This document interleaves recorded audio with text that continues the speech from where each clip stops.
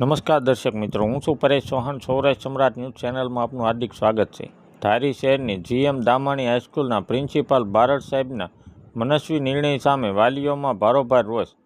આજરોજ વાલીઓ અને આગેવાનોએ ધારી પ્રાંત અધિકારીને આવેદન પાઠવી રજૂઆત કરેલ.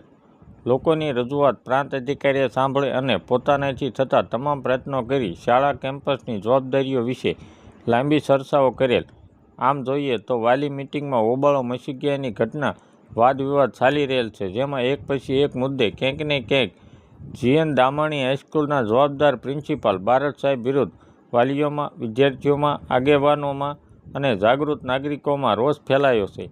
એક પછી એક વિડીયો વાયરલ થઈ રહેલ છે, જેમાં વિદ્યાર્થીઓ આ હાઈસ્કૂલના પ્રિન્સિપાલ વિરુદ્ધ નિવેદન આપી રહ્યા છે.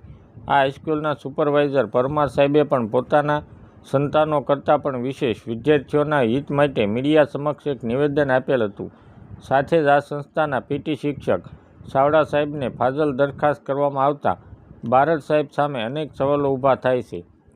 સત્ય બોલવાની સજા, વિદ્યાર્થીઓના હિત માટે બોલવાની સજાના ભાગરૂપે સાવડા સાહેબની ફાજલ દરખાસ્ત કરવામાં આવેલ હોય તેવું પણ એક નિવેદન સાવડા સાહેબે જણાવ્યું હતું.